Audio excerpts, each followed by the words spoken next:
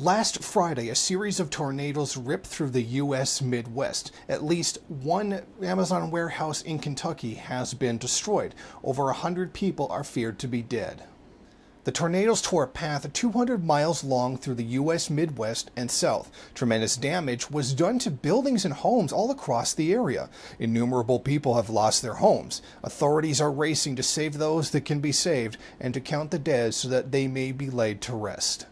Some raced to the warehouse in search of loved ones. In one case, Paige Tingle made a 4-hour drive to her 52-year-old mother, Jill Monroe, whom she had last had contact with at 9:30 p.m. that night. Many others have had a similar experience.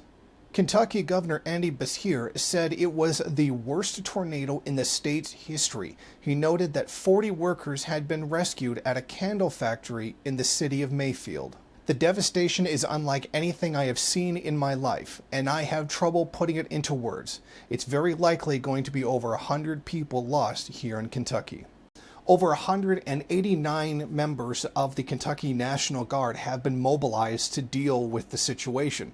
Many of them have been heavily concentrated on the town of Mayfield, which has a population of over 10,000 and can be found in the southeast section of the state.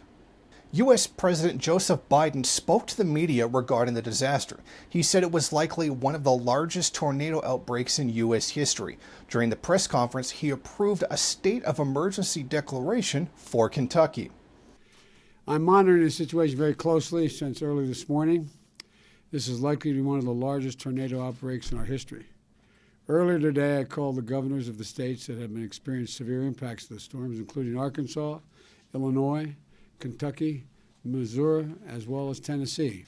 I also, and apparently it has just been announced, but I also approved the emergency declaration that was requested a couple of hours ago by Governor Beshear of Kentucky.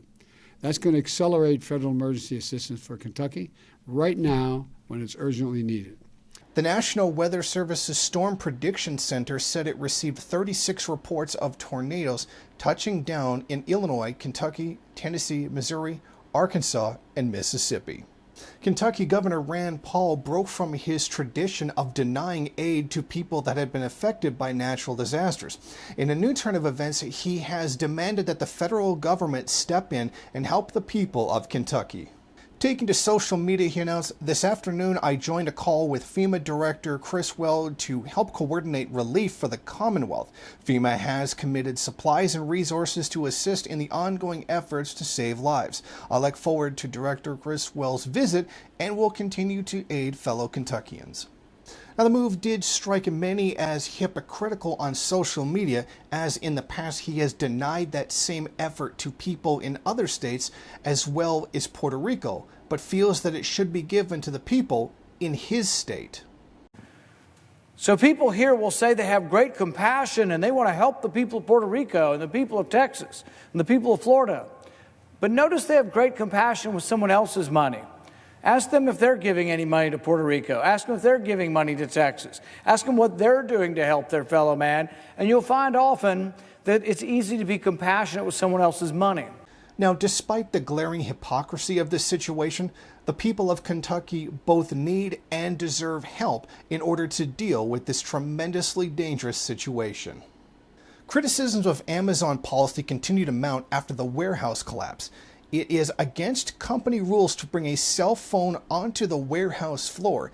Employees are required to leave their phones in their cars or employee lockers. Some complained that they wanted weather alerts given that they already knew storms were coming. Unfortunately, they didn't get them. Employees were outraged at the event.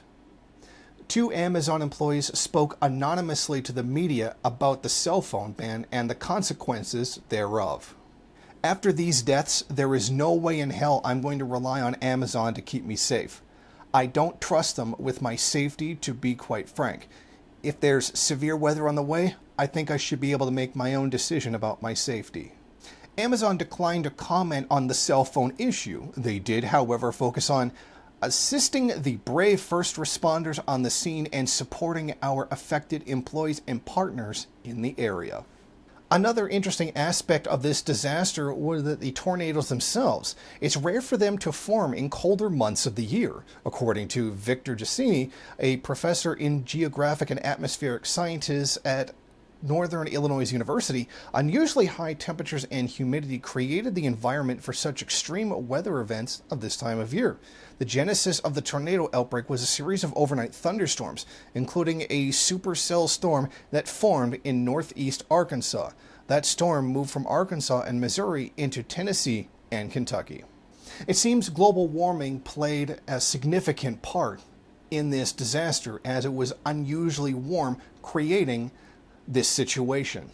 Now, as the global temperature continues to rise, we can expect to see many more instances like this occurring across the world.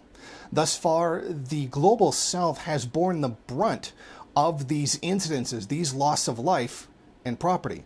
But as the situation continues to get worse, it will begin affecting people in the first world much more than it has in the past. Reporting from Niagara Falls, Jason Unruhe, MRN. Thank you for watching. If you like this program, then please head over to my Patreon page and set up a monthly donation. It's your donations that keep this program running. Also, if you would like, please rate, comment, subscribe, and share in various social media.